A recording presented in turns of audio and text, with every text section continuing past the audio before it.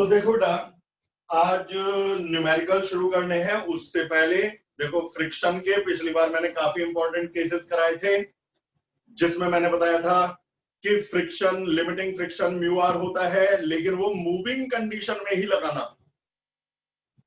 यदि कोई stationery body है तो मैंने आपको बता रखा है कोई भी body friction is a self adjusting force. यदि कोई रुकी हुई बॉडी है तो वहां फ्रिक्शन म्यू आर नहीं है, वहां फ्रिक्शन फोर्स के बराबर है।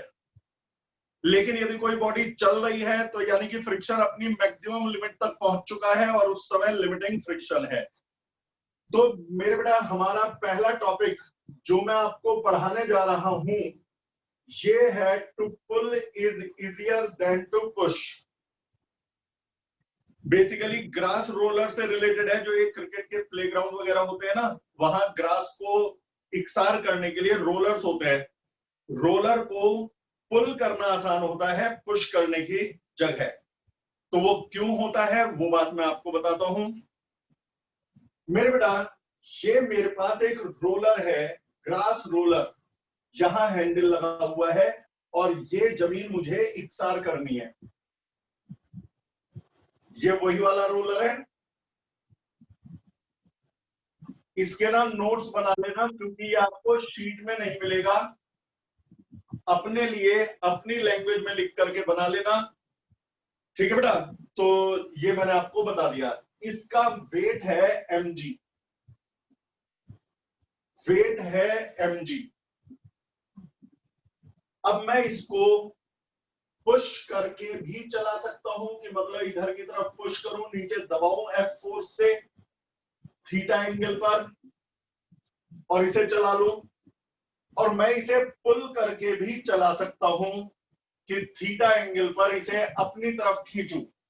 जो आदमी यहां पर ऊपर को खींच रहा है ये पुल कर रहा है और ये इसे पुश कर रहा है। दोनों केस में चलाने वाला फोर्स कौन सा है? तभी मैंने बेटा आपको बता रखा है कि कंपोनेंट्स के बारे में जानना सबसे जरूरी है। जब भी कोई नया बच्चा ज्वाइन करता है तो शुरू में मैं उसे वेक्टर और कंपोनेंट जरूर भेजता हूं।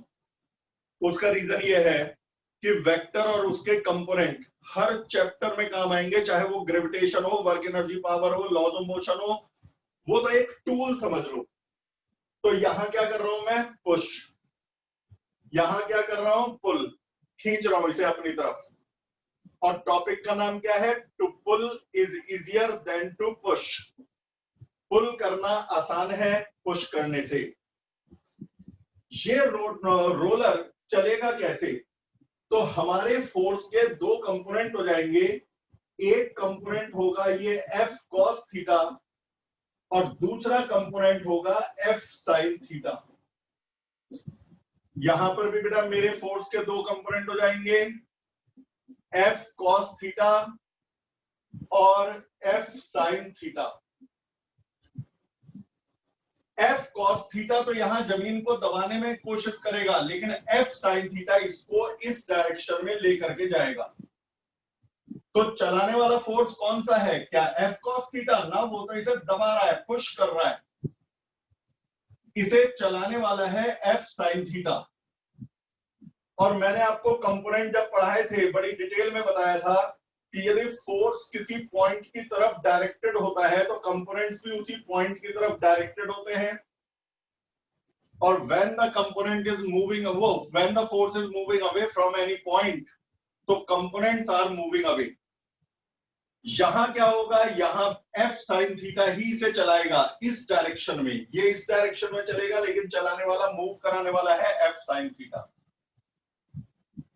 यहां मुश्किल क्यों होती है, यहां आसानी क्यों होती है? यदि चलाना है तो लिमिटिंग फ्रिक्शन से ज्यादा फोर्स लगाना पड़ेगा। यदि चलाना है तो लिमिटिंग फ्रिक्शन से ज्यादा फोर्स लगाना पड़ेगा। तो मेरे बेटा पहले हम लिमिटिंग फ्रिक्शन ही निकाल लेते हैं। जब ये ग्राउंड को दबाएगा तो ग्राउंड इसके ऊपर रिएक्शन लगाएगी। रिएक्शन सेंटर पे ही लगती है, लेकिन अब मैं वहां बना दूंगा तो आपको दिखाई नहीं देगी, तो मैं सेंटर से थोड़ा अलग दिखा रहा हूं। यहां भी रिएक्शन लगेगी। जब ये सरफेस को दबाएगा तो सरफेस रिएक्शन लगाएगा। आप जानते हो ऊपर वाले फोर्स नीचे वाले फोर्सेस के बराबर है। यदि नीचे वाले फोर्स बड़े होते तो जमीन में गड्ढा करके नीचे धंस जाता। जैसे होता नहीं, कोई बहुत भारी रोड रोलर सड़क पे आ जाए तो सड़क टूट जाती है और धंस जाती है। वो कब होता है? जब डाउनवर्ड वाला फोर्स अपवर्ड वालों से बड़ा होता है। और कई बार ऐसा होता है अपवर्ड वाले फोर्स डाउनवर्ड वालों से बड़े होते हैं तो ये उठ जाता है। जैसे एक बैग है, स्क्रॉलर बैग है, मैं उसे ज्यादा फोर्स लगा दूं तो वो जमीन से उठ जाता है। यदि ऊपर वाले फोर्स बड़े होंगे तो ये ग्रास रोलर हवा में उठ जाएगा, लेकिन ये उठ नहीं रहा। और यदि डाउनवर्ड वाले फोर्स बड़े होंगे तो ये जमीन में धंस जाएगा, और ये जमीन में धंस भी नहीं रहा। यानी ऊपर और नीचे वाले फोर्स बराबर हैं। तो बताओ, ऊपर की तरफ डायरेक्टेड मुझे सिर्फ रिएक्शन दिख रही है और कोई नहीं, अपवर्ड। और डाउनवर्ड वाले दिख रहे हैं, एक तो mg और दूसरा f cos थीटा। ये है अपवर्ड वाला फोर्स r, डाउनवर्ड वाला mg और f cos थीटा, दोनों डाउनवर्ड। तो ये आ गया r।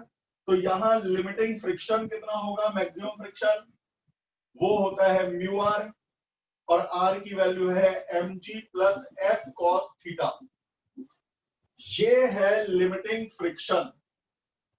अब जरा यहां पर आ जाओ, वही थ्योरी यहां लगाते हैं। अपवर्ड वाले फोर्स डाउनवर्ड वाले फोर्सेस के बराबर होंगे, दोबारा बताने की जरूरत नहीं है क्यों होंगे। तो यहां अपवर्ड एक तो r दिख रहा है और दूसरा f cos थीटा दिख रहा है। तो अपवर्ड वाले फोर्स है r और f cos थीटा, डाउनवर्ड वाला सिर्फ mg है, तो ये दोनों बराबर हैं। तो r किसके बराबर आ गया? तो जवाब है mg minus f cos theta. यदि r इतना आ गया, रिएक्शन इतनी आ गई, तो लिमिटिंग फ्रिक्शन क्या आता है? लिमिटिंग फ्रिक्शन होता है म्यू आर, यानी कि म्यू इंटू आर। आर की वैल्यू है mg minus f cos theta.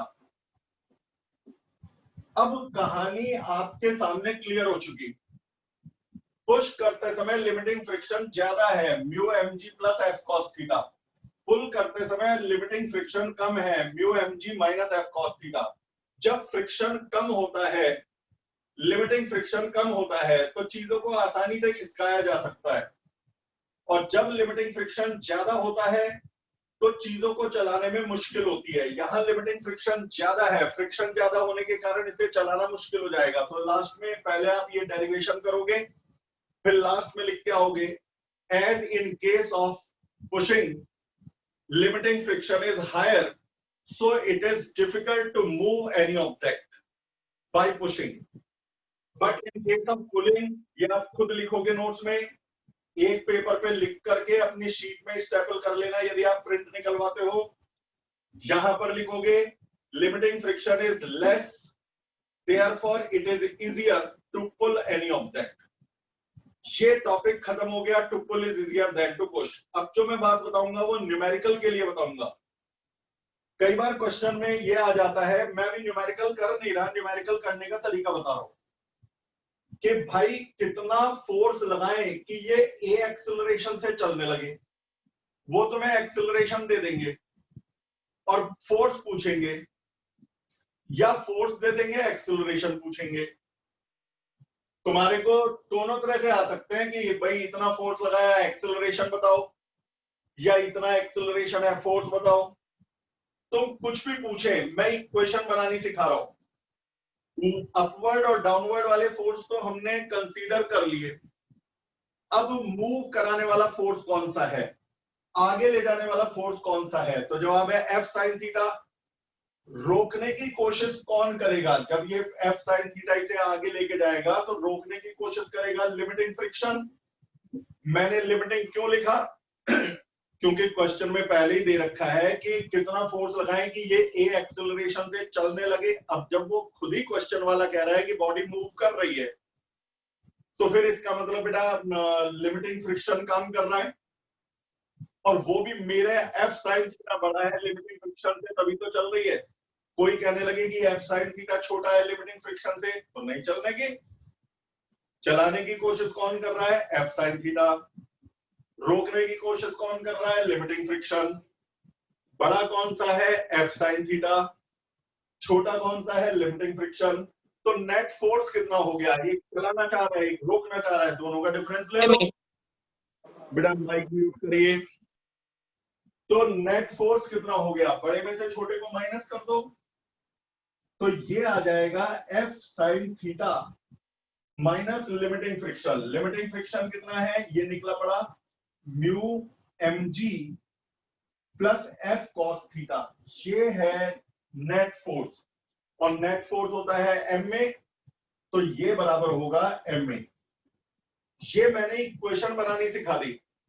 यदि एग्जाम में आता है ना to pull is easier than to push, तो ये स्टेप लिखना नहीं है, ये न्यूमेरिकल में काम आएगा। अब इस इक्वेशन में आपको एक्सेलरेशन देके फोर्स निकलवाएं या फोर्स देके एक्सेलरेशन, इक्वेशन ऐसे ही बनेगी।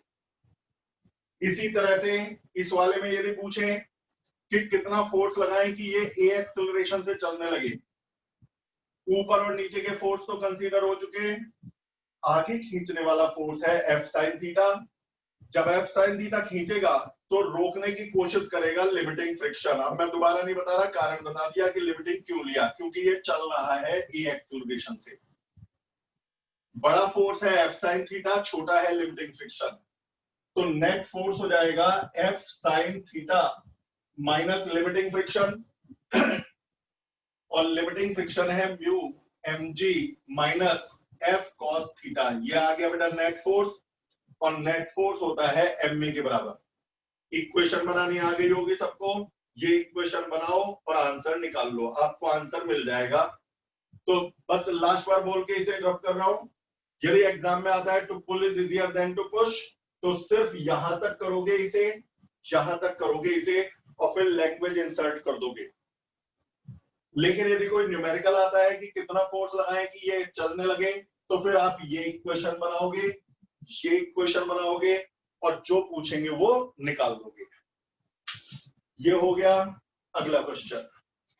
अब हम आते हैं अपने लॉज ऑफ मोशन के सेट 2 के न्यूमेरिकल्स पर।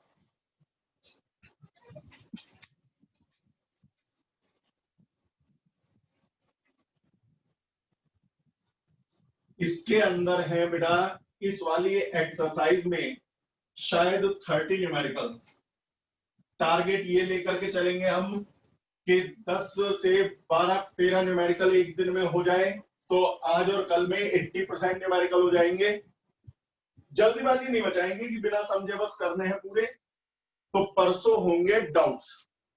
आप लोग जिस तरह के न्यूमेरिकल मैं करवा दूं, शीट आपके पास है ही है, उस तरह के सॉल्व एग्जाम्पल करने अभी से ही शुरू कर दो, नहीं तो एक दिन में बर्डन पड़ता है ना। मान लो मैंने कोई कैटेगरी के न्यूमेरिकल कराए, आपने उसी कैटेगरी के सॉल्व एग्जाम्पल कर लिए, और डाउट्स जैसे ही मैं कहूंगा मुझे भेज दो, तुम्हें मालूम है हर शीट के बाद एक दिन डाउट का जरूर रखने की कोशिश करता हूं। तो परसों उम्मीद है डाउट्स हो जाएंगे। अब क्वेश्चन नंबर 1 मेरे बेटा, क्वेश्चन नंबर 1 में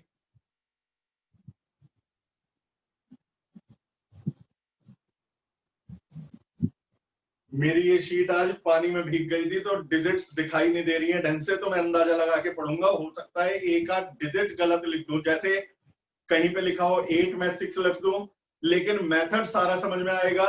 ये ध्यान से सुन लो, समझ लो बिल्कुल। क्वेश्चन नंबर 1, क्वेश्चन नंबर 1 में कह रहे हैं a suitcase is gently dropped on the conveyor belt.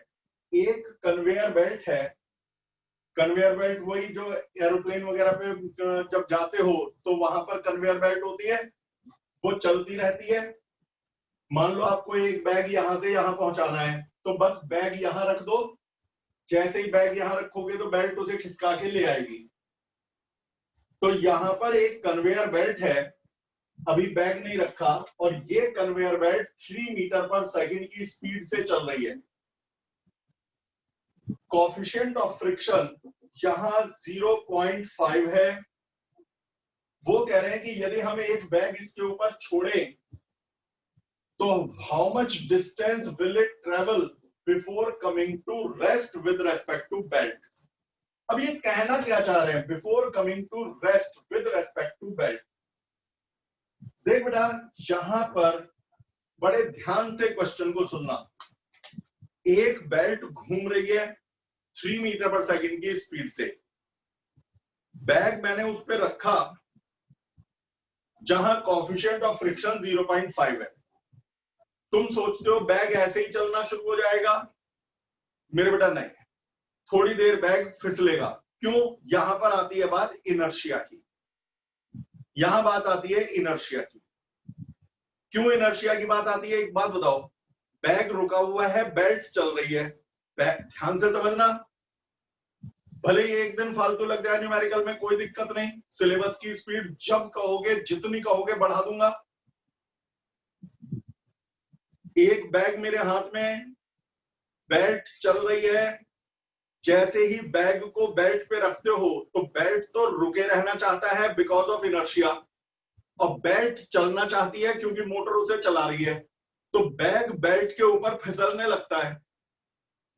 समझने की कोशिश करिए, बैग इनर्शिया के कारण चाहता है रुका रहे, बेल्ट चाहती है चलती रहे, तो दोनों रगड़ने लगेंगे।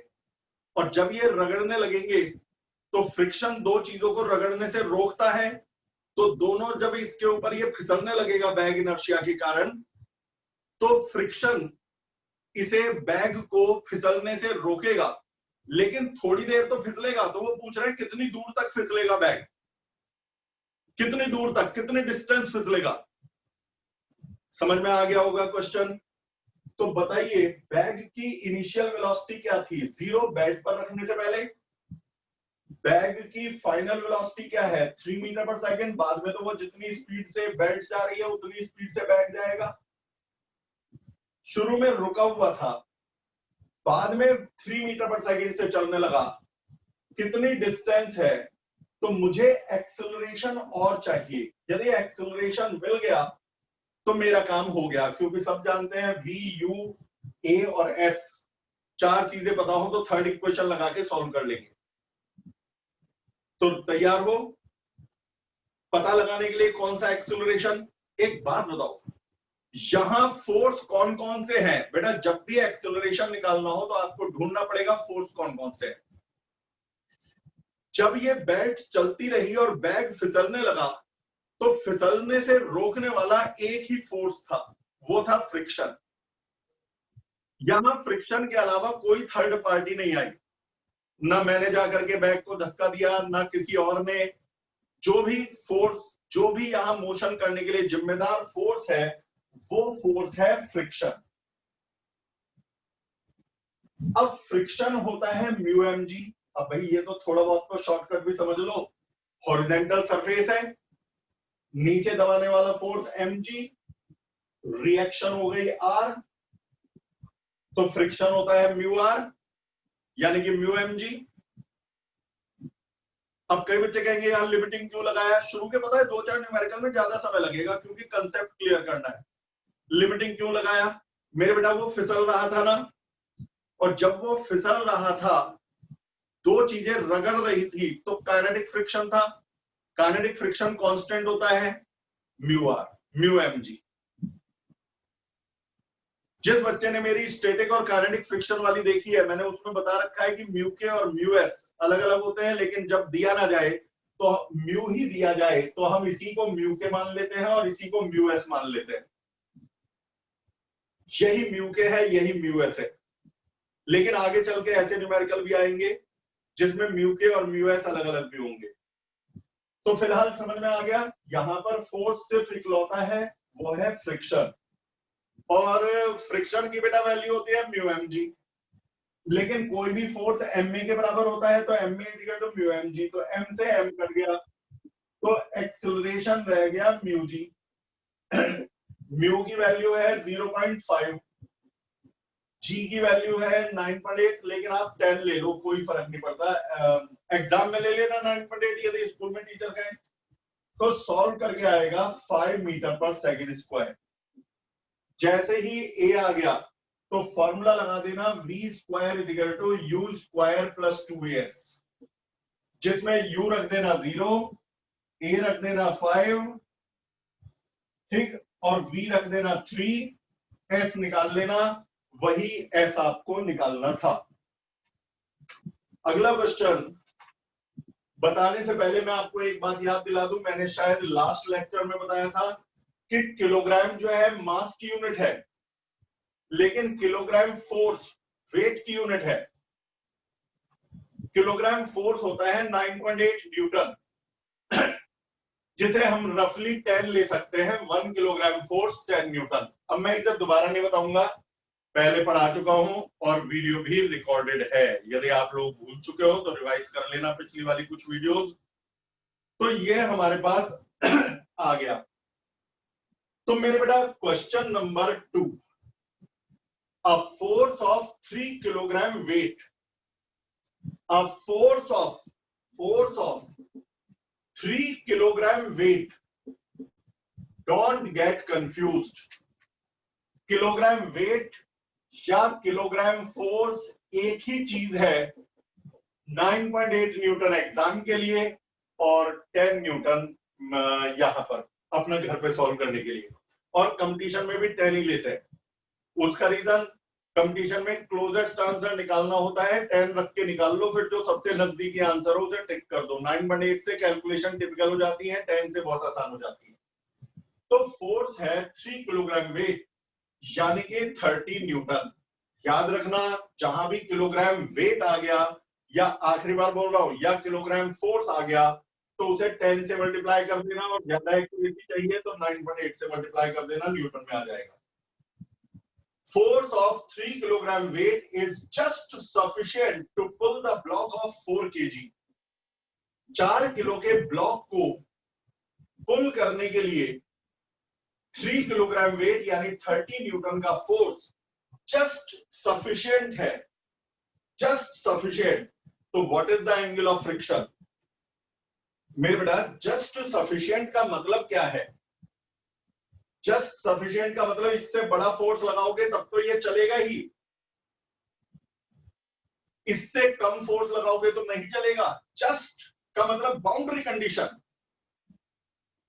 जैसे तुम बाजार में 10,000 रुपए लेके गए और घर आके बता रहे हो बस पापा जस्ट फ्रिज मिल ही गया, जस्ट फ्रिज मिल ही गया, यानी इस बात का मतलब है कि यदि आप पे 50 पैसे भी कम होते तो नहीं मिलता, ज्यादा होते तो मिल जाता।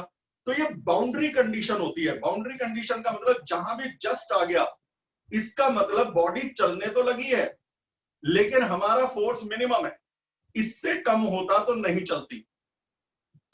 और ऐसी सिचुएशन में जहां जस्ट लिख जाए तो जीरो एक्सेलरेशन लिया जाएगा। हर बात याद रखनी पड़ेगी एग्जाम तक। जो बच्चे सुबह पढ़ के शाम को भूल जाते हैं बेटा, साइंस उनके लिए बना ही नहीं। अब कई बच्चे कहेंगे जीरो एक्सेलरेशन क्यों लिया? मान लो मैं कह रहा हूं 5 एक्सेलरेशन है, तो मेरा फोर्स मिनिमम नहीं है, थोड़ा फोर्स कम कर दो, ये 4 एक्सेलरेशन से चलने लगेगा। और फोर्स कम कर दो तो ये रुका हुआ था 3 एक्सेलरेशन से चलने लगेगा। लेकिन यदि ये रुका हुआ था, 0 एक्सेलरेशन से चलने लगा, 0 एक्सेलरेशन का मतलब कांस्टेंट वेलोसिटी, तो इसका मतलब इससे कम फोर्स लगाते तो चलता ही नहीं। कई बच्चे कहेंगे सर एक्सेलरेशन तो निगेटिव भी हो जाता है। मेरे बेटा, निगेटिव एक्सेलरेशन का मतलब होता है रिटार्डेशन। अबे रुकी हुई बॉडी में रिटार्डेशन हो सकता है क्या? एक बॉडी रुकी हुई थी, मैंने फोर्स लगाया, जस्ट चल पड़ी, जस्ट चल पड़ी, यानी उसमें कुछ स्पीड बढ़ी है, और स्पीड बढ़ी है तो या तो पॉजिटिव एक्सेलरेशन है या जीरो एक्सेलरेशन है। निगेटिव एक्सेलरेशन रुकी हुई बॉडी में नहीं हो सकता, रिटार्डेशन नहीं हो सकता। निगेटिव एक्सेलरेशन चलती हुई बॉडी में तो हो सकता है, क्योंकि वहां फिर स्पीड कम होने लगेगी, यहां नहीं। इस इतनी देर की मेहनत से सिर्फ ये समझाने की कोशिश कर रहा हूं कि जहां जस्ट वर्ड आ गया, जस्ट मूव, जस्ट ये, जस्ट वो, तो समझ जाना जीरो एक्सेलरेशन से चल रहा है। बाकी फोर्स नीचे mg यानी कि 4g, ऊपर रिएक्शन। मेरे बेटा, तुम लोग ना बहुत किस्मत वाले हो, मैं बड़े डेडिकेशन से पढ़ाता हूं या मना कर देता हूं कि मुझे नहीं पढ़ाना।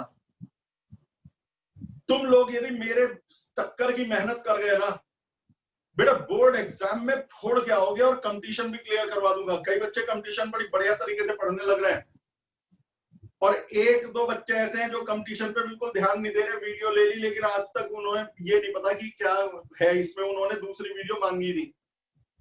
तो मेरे बेटा मेरे साथ मेहनत करने वाले बन जाओ ना, तुम्हारा अखबार में फोटो छपवा दिया कि ये टॉपर है। तो बात रही, मेहनत करनी पड़ेगी, डीपली पढ़ना है आपको। तो ये आगे बेटा 30 न्यूटन से खींचा, जीरो एक्सेलरेशन। अच्छा यहां पर होगा लिमिटिंग फ्रिक्शन। अब मैं बार बार क्या बताऊं, यदि चलने लगा तो लिमिटिंग फ्रिक्शन ही होगा, पूरा लिखूं तो लिमिटिंग काइनेटिक फ्रिक्शन। और यदि मैं ये बात भी पिछली बार बता चुका, सिर्फ फ्रिक्शन लिख दो तो भी कोई फर्क नहीं पड़ता, चल रही है तो म्यू आर ही होगा। तो मेरे बेटा ये सारी चीजें मैंने बता दिया। पूछ क्या रहे हैं, what is angle of friction. पहले म्यू निकालो। मेरे बेटा ये बताओ, लिमिटिंग फ्रिक्शन सीधे लिख दो म्यू इंटू 4g। कैसे, 4g is equal to are, ना धस रहा है ना उड़ रहा है। यदि r is equal to 4g तो लिमिटिंग फ्रिक्शन म्यू आर यानी म्यू इंटू 4g। आगे ले जाने वाला 30, रोकने वाला mu into 4g। Net force 30 minus mu into 4g, जी को भी 10 ले लो। ये है नेट फोर्स। नेट फोर्स होता है एम ए यानी 4 इंटू ए, लेकिन ए 0 है तो राइट हैंड साइड 0। जब राइट हैंड साइड 0 हो गई तो सॉल्व करके म्यू निकल गया 3/4। अब आपने पिछली वीडियो देखी होगी, एक वीडियो में पढ़ाया था एंगल ऑफ फ्रिक्शन और angle of repose, separate video है, ना देखी हो तो फिर देख लो, जितनी बार देखोगे फायदा ही है। तो म्यू की वैल्यू 10 अल्फा के बराबर होती है, जहां अल्फा एंगल ऑफ फ्रिक्शन या एंगल ऑफ रिपोज है। तो म्यू को क्योंकि एंगल ऑफ फ्रिक्शन पूछा है तो 10 अल्फा रख देना। यदि म्यू को 10 अल्फा रख दोगे तो अल्फा आ जाएगा 10 इनवर्स 3/4। यही आंसर है। अगला क्वेश्चन बेटा, क्वेश्चन नंबर 3 पर आ गए। A motor car running at velocity 7 metre per second. एक कार है जो 7 मीटर पर सेकेंड की वेलोसिटी से जा रही है, इनिशियल वेलोसिटी है 7 metre per second. Can be stopped by applying the brakes in 10 metre. वो कह रहे हैं ब्रेक लगा करके इसे 10 मीटर डिस्टेंस में रोका जा सकता है, यानी फाइनल वेलोसिटी 0 हो जाती है, रोका जा सकता है। तो show that total resistance to the motion is 1/4 of the weight. वो कह रहे हैं resistance during the motion is 1/4 of weight, ये प्रूव करना है। अब यहां क्वेश्चन आता है रेजिस्टेंस का मतलब क्या है। रेजिस्टेंस का मतलब है अपोजिंग फोर्स, और अपोजिंग फोर्स यहां पर फ्रिक्शन ही है, यानी कि फ्रिक्शन ही रेजिस्टेंस है। घुमा फिरा के कहने की आदत होती है इन्हें, रेजिस्टेंस फ्रिक्शन का ही नाम है। लिमिटिंग फ्रिक्शन है बेटा, लिमिटिंग। मैंने बेटा कई बार बता दिया, लिमिटिंग ना भी लिखो तो कोई गलती नहीं है, क्योंकि काइनेटिक फ्रिक्शन वेरी नहीं करता ना, और वेरी नहीं करता तो कई बार अधिकतर बुक में लिमिटिंग वर्ड लिखा ही नहीं मिलेगा। तो बात समझ में आ गई आपको जो मैं कहना चाह रहा हूं, कि यहाँ स्टैटिक फ्रिक्शन में तो देखो फ्रिक्शन वेरिएबल होता है, तो वहां तो बताना पड़ता है कि लिमिटिंग है या लिमिटिंग से कम। काइनेटिक फ्रिक्शन तो कांस्टेंट है, चाहे लिमिटिंग लिख दो या नहीं लिख दो, उससे हमें कोई फर्क नहीं पड़ता यदि बॉडी मूव कर रही है तो मेरे बेटा यहां तक आने के बाद उन्होंने क्वेश्चन में कहा शो दैट फ्रिक्शन यानी रेजिस्टेंस का मतलब friction is 1/4 of the weight. अब कैसे करूं, पहले फ्रिक्शन निकालना पड़ेगा। एक बात बताओ, यहां रिटार्डेशन कितना है। जब आप ब्रेक लगाते हो तो फ्रिक्शन इसे रोकता है, फ्रिक्शन ही रोकने वाला फोर्स है। जब आप ब्रेक लगाते हो तो कई लोग सोचते हैं हमारा ब्रेक रोकता है गाड़ी को। हमारा ब्रेक तो टायर का घूमना बंद कर देता है। हमारे ब्रेक ने क्या किया, टायर का रोटेशन बंद कर दिया, जिसके कारण टायर जमीन में घिसटने लगते हैं, और घिसटने लगते हैं तो फ्रिक्शन काम करता है और वो रोकता है। यदि मेरे ब्रेक दबाने से गाड़ी रुकती तो फिर तो वो बर्फ में भी रुक जाती। मान लो मैं बहुत तेज स्पीड में जा रहा हूं बर्फ के ऊपर, अचानक ब्रेक मारा, गाड़ी तो रुकी नहीं, वो तो फिसलती जा करके दीवार से टकरा गई, खाई में गिर गई। क्यों गिर गई, क्योंकि मेरे ब्रेक ने गाड़ी के टायर का घूमना तो बंद कर दिया, लेकिन घूमना बंद होने के बाद रोकना तो फ्रिक्शन को था, और यदि फ्रिक्शन को रोकना था और वो फ्रिक्शन वहां है नहीं, तो वो गाड़ी फिसल जाती है। तो ये बात याद रखना, भले ही आप टायर पे ब्रेक लगा रहे हो, मतलब अंदर पैडल पे ब्रेक लगा रहे हो, उस ब्रेक का काम सिर्फ टायर के रोटेशन को बंद करना है, रोकने का काम उसका नहीं है, रोकने का काम है फ्रिक्शन का। तो मेरे बेटा यहां पर रोकने वाला फोर्स है फ्रिक्शन, और कोई फोर्स ही नहीं है। तो मेरे बेटा रोकने वाला फोर्स है फ्रिक्शन, और फ्रिक्शन होगा म्यू एम जी। अब तो कई बार पता चल चुका, हॉरिजॉन्टल सरफेस में म्यू एम जी आएगा, नीचे दबाएगा एम जी। अब आखिरी बार बता रहा हूं, आगे से हॉरिजॉन्टल सरफेस आएगा तो खुद समझ लेना, ऊपर की तरफ होगा आर, आर बराबर एम जी, तो फ्रिक्शन होता है, लिमिटिंग फ्रिक्शन होता है म्यू आर, यानी कि म्यू एम जी। इसके अलावा कोई फोर्स नहीं है रोकने वाला। यदि ये रोकने वाला फोर्स है तो इसे एम ए के बराबर रख दो, एम से एम कट जाएगा, सामने से हट जाएगा, अंधकार सारा छट जाएगा। ये है एक्सिलरेशन। सही मायने में ये एक्सिलरेशन नहीं, रिटार्डेशन है। क्या है ये? रिटार्डेशन। रिटार्डेशन का मतलब माइनस, क्योंकि फ्रिक्शन ने रोका है तो रिटार्डेशन है। अब क्या करना चाहिए? एक इक्वेशन लगा के म्यू जी की वैल्यू निकाल लो। कौन सी equation? v square is equal to u square minus 2as, retardation वाली। v स्क्वायर है 0, u स्क्वायर हो गया 49 माइनस 2a। अच्छा, अब एक चीज सुनो, गलती क्या करते हैं, यदि a में माइनस ले लिया तो यहां प्लस लगाना, और यदि यहां माइनस नहीं लिया तो यहां माइनस लगाना। एक जगह माइनस लगाते हैं, चाहे इधर या इधर। एक बच्चे को मैंने कहा रिटार्डेशन की इक्वेशन लिखना, उसने लिखा v is equal to u minus 80। मैंने कहा रिटार्डेशन 2 है, तो उसने लिख दिया a को माइनस 2, तो माइनस से माइनस प्लस हो गया, तो उसका आंसर गलत आ गया। गलती कहां करी? यदि आपने u माइनस 80 लिख दिया, तो अब a में जो भी वैल्यू रखो उसमें माइनस मत लगाओ, और यदि a को माइनस साइन के साथ रखना है तो यहां माइनस मत लगाओ, क्योंकि दो माइनस तो मिलके फिर प्लस हो जाएंगे। कभी हम लोग a की वैल्यू नेगेटिव ले लेते हैं, इक्वेशन में माइनस नहीं लगाते, और कई बार a की वैल्यू में माइनस नहीं लगाते, इक्वेशन में माइनस लगा देते हैं। तो ये आपको ध्यान रखना है बेटा। तो मैंने क्योंकि इक्वेशन में माइनस लगा दिया है, तो a की वैल्यू में माइनस नहीं लगाऊंगा। a की वैल्यू है म्यू जी, और ठीक है बेटा, म्यू जी, और s है 10 मीटर। ठीक है बेटा, तो म्यू जी किसके बराबर आ जाएगा? 49/20। म्यू जी की वैल्यू हो गई 49/20। अब तुम्हें फ्रिक्शन निकालना पड़ेगा। फ्रिक्शन कितना होता है बेटा? तो जवाब है फ्रिक्शन तो होता है म्यू एम जी। फ्रिक्शन कितना होता है बेटा? Mu m g. इसमें म्यू जी की वैल्यू पता है मुझे, ध्यान से सुन रहे हो? म्यू जी की वैल्यू मालूम है, तो म्यू और जी इनकी जगह रख दो 49/20। म्यू जी की वैल्यू रख दो 49/20। एक बार जरा फिर से देखो ना, शुरू करो। डिस्टेंस क्या है? क्योंकि इसमें यू में मिसप्रिंट दिख रहा है, मैंने कहा ना नंबर उसमें बदला हुआ दिखाई दे रहा है मुझे। यू की वैल्यू देखते रहो इधर, यदि 7 है, आंसर हो सकता है मैच ना करे क्योंकि मैंने डिजिट गलत नोट कर ली होगी। तो एक बार जरा मेथड समझ लो। यू है 7, एस है 10, फाइनल वेलोसिटी 0, एक्सेलरेशन है म्यू जी।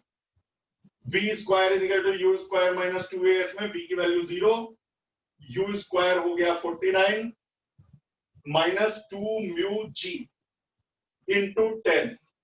तो मेरे बेटा यहां से हमारे पास आ जाएगा 49/20। ठीक है बेटा, ये किसकी वैल्यू है? म्यू जी की। अच्छा, थोड़ा सा और सॉल्व कर दो। इसमें g को नीचे ले आओ और g को 9.8 बना करके लाओ, तो आपका आंसर मैच हो जाएगा उसी से। g को नीचे ले आओ और 9.8 बना करके लाओ, तो 20 का 0 9.8 से कट गया, डेसिमल हटा दिया। 49 2 28, वो 98, और 2 इंटू 2 4, तो ये हमारे पास आ गया म्यू 1/4। अब उन्होंने कहा था कि show that friction is 1/4 of the weight. तो फ्रिक्शन क्या होता है बेटा, म्यू mg, लेकिन म्यू आ गया है 1/4 और mg है वेट। तो हमसे यही तो प्रूफ करने को कह रहे थे कि जो फ्रिक्शन है वो 1/4 ऑफ द वेट है। देख g की वैल्यू यहां 9.8 रखने से फायदा मिला भाई g को 10 रखने से यदि बेनिफिट मिल रहा हो तो g को 10 रखो। कई जगह ऐसी भी आ जाती है जहां g को 10 ना रख के 9.8 रख के फायदा है, तो 9.8 रख दो। मुझे एकदम क्लिक किया ये 49 किसी कारण से दिया होगा। g की वैल्यू यदि 9.8 लेते हैं तो 49 से 9.8 पूरा पूरा नहीं करता, लेकिन 20 मल्टीप्लाई करने के बाद 1/4 आ गया। चलिए अगला numerical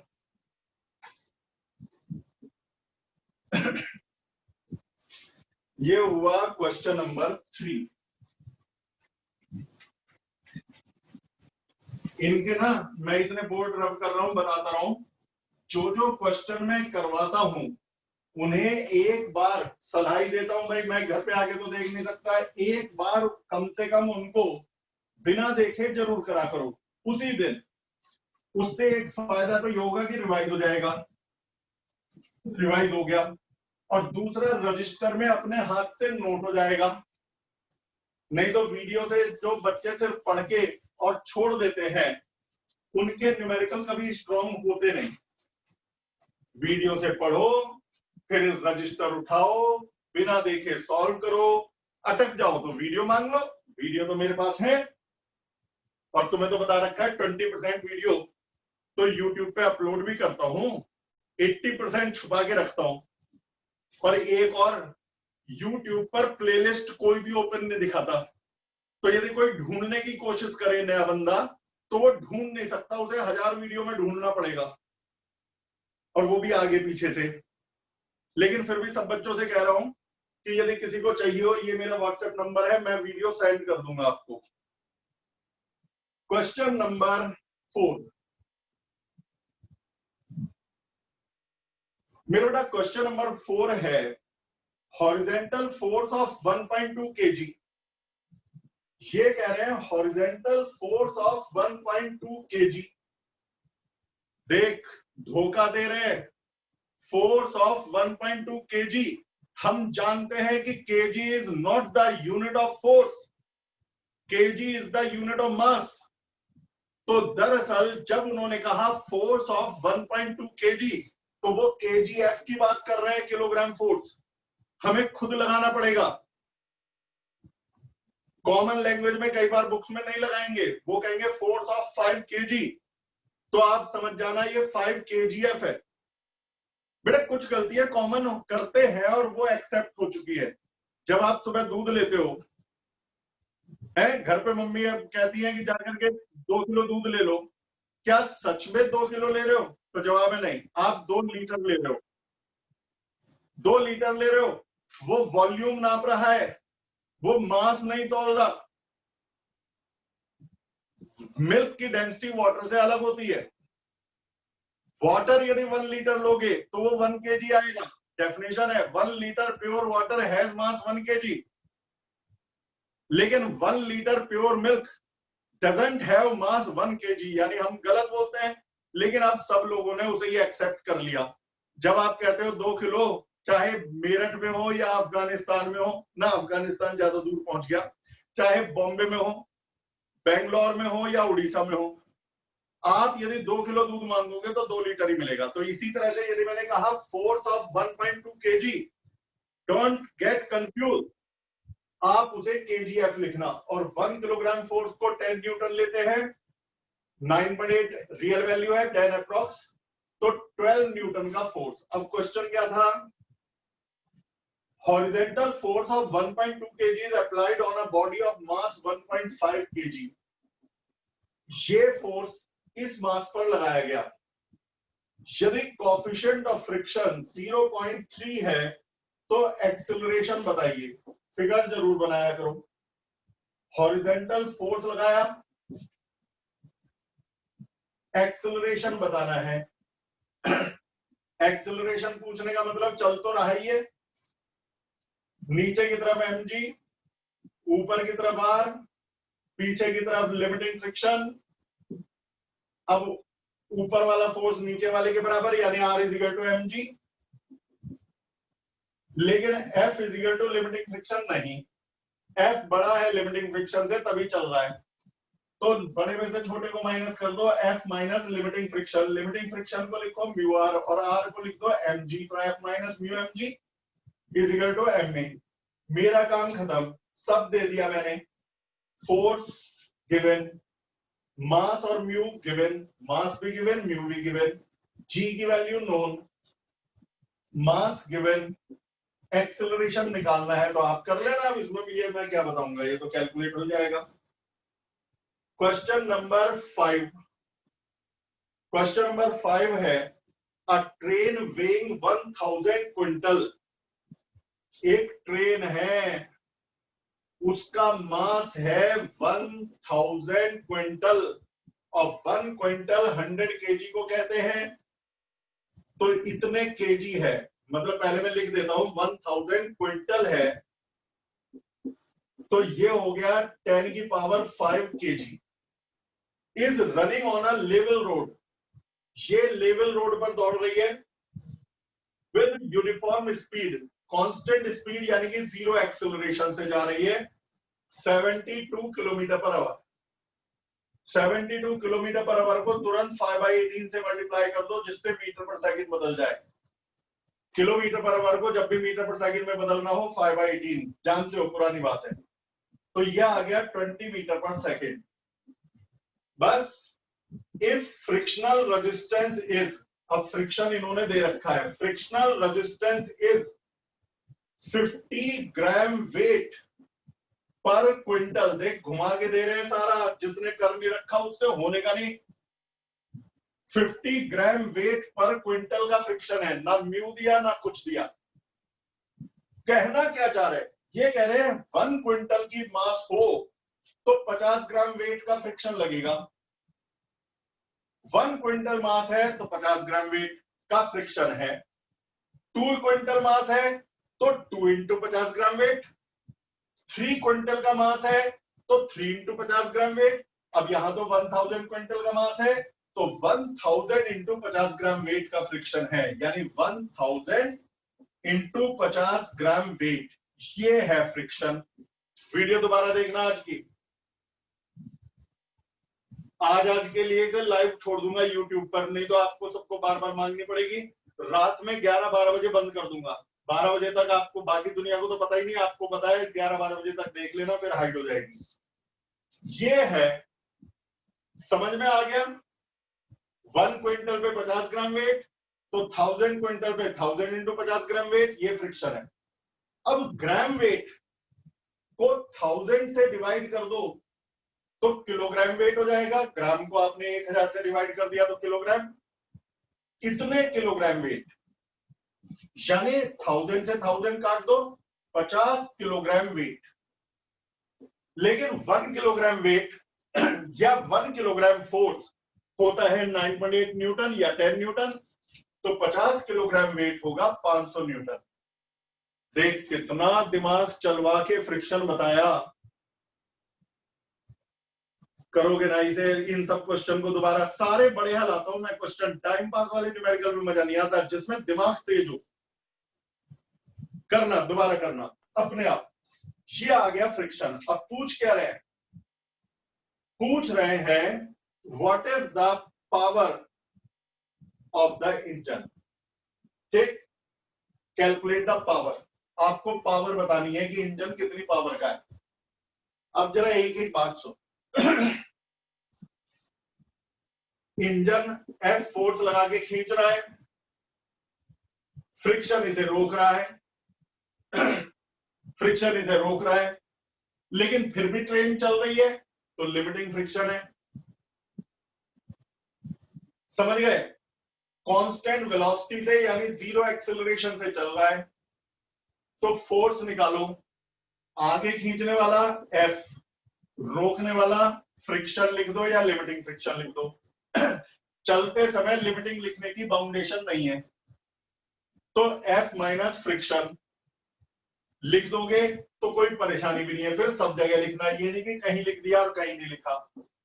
F minus limiting friction, net force खींचने वाला माइनस रोकने वाला, ये होता है MB, और A है 0, तो ये हो गया 0, यानी F बराबर आ गया लिमिटिंग फ्रिक्शन, और लिमिटिंग फ्रिक्शन तो 500 न्यूटन था, तो 500 न्यूटन का फ्रिक्शन लिमिटिंग फ्रिक्शन था, तो 500 न्यूटन ही फोर्स है। कई बच्चे कहते हैं यदि फ्रिक्शन भी 500 फोर्स भी 500 तो चल कैसे रही है? मेरे बेटा मैं बता चुका, यदि फोर्स भी 500 फ्रिक्शन भी 500 तो नेट फोर्स 0। नेट फोर्स 0 जब होता है तो लॉ ऑफ इनर्शिया क्या कहता है?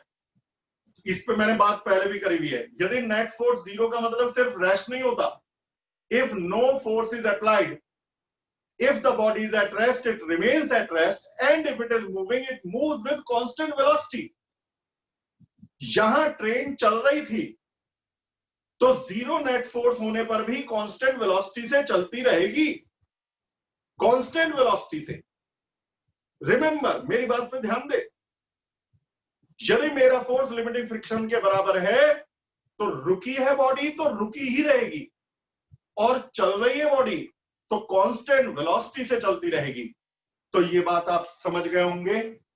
लेकिन अभी तो खत्म थोड़ी हुआ है, पहले उन्होंने मास दिया था, वेलोसिटी दी थी, फ्रिक्शन मैंने निकाला, फ्रिक्शन से फोर्स निकाला, अब पावर पूछ रहे हैं। पावर का फॉर्मूला होता है वर्क अपॉन टाइम। वर्क होता है force into displacement upon time. Work is force into displacement, 9-10 तो पास करी होगी। डिस्प्लेसमेंट अपॉन टाइम, तो ये हो जाता है फोर्स इनटू वेलोसिटी। जो बच्चे वेक्टर पूरा कर चुके हैं, असली फॉर्मूला ये नहीं है, इसका फॉर्मूला है F vector dot S vector. Time तो स्केलर है, करे थे ना न्यूमेरिकल आपने डॉट प्रोडक्ट में। वर्क डन होता है असलियत में Fs cos थीटा, यानी कि F vector dot S vector. जितने वेक्टर नहीं करे उसे अभी परेशान होने की जरूरत नहीं, वीडियो मांग लो, मेरे पे सब रखी है। तो ये आएगा फोर्स डॉट वेलोसिटी। फोर्स है 500, वेलोसिटी है 20, तो ये आ गया 10⁴ वॉट। ठीक है बेटा। कई बच्चे कहेंगे sir F vector dot V vector में तो FV cos थीटा आना चाहिए, थीटा 0 है ना। इसी डायरेक्शन में फोर्स लग रहा है, इसी डायरेक्शन में वेलोसिटी है, जिस डायरेक्शन में इंजन फोर्स लगा रहा है उसी डायरेक्शन में वेलोसिटी है, तो थीटा तो 0 है, cos 0 1 होता है। अब मैं जिसने वेक्टर डॉट प्रोडक्ट नहीं पढ़े उनके हिसाब से बता दूं, क्योंकि आंसर हमेशा इससे भी सही आएगा। आप एक फॉर्मूला याद कर लो, जैसे वर्क का फॉर्मूला फोर्स इनटू डिस्प्लेसमेंट कर रखा है, तो पावर का formula force into velocity into cos theta. ये फॉर्मूला डिटेल में पढ़ाया जाएगा अगले चैप्टर वर्क एनर्जी पावर में, जो 2-3 दिन के अंदर शुरू होने वाला है। बिल्कुल फ्रेश यूनिट, नया चैप्टर, बिल्कुल ब्रांड न्यू। तो ये हो गया force into FV cos theta. फिर फोर्स लिख दिया करो 500 न्यूटन है, वेलोसिटी लिख दिया करो 20 है। फिर फोर्स और वेलोसिटी के बीच का एंगल ढूंढा करो।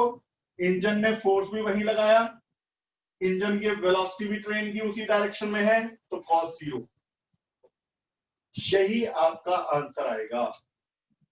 तो ये आपका था पावर बताइए। तो पावर हमारी तो क्योंकि हमने G को 10 लिया है तो हमारी आएगी 10,000 वॉट, लेकिन शीट वालों ने G को 9.8 ले रखा है तो उनका आंसर है 9800 वॉट। क्या है? 9800 वॉट। तो आज न्यूमेरिकल कम ही हो पाएंगे क्योंकि आज पुल और पुश की थ्योरी पढ़ानी पड़ गई थी, तो मैं यहीं पे ये वीडियो रोक रहा हूं। आप न्यूमेरिकल रिवाइज करना शुरू करिए। अभी के लिए इतना ही, बाय बाय। अच्छा, कल पासवर्ड चेंज करूंगा, ग्रुप देखते रहना। Thank you sir. ओके बेटा, thank you sir. Thank you, sir. Thank you, sir.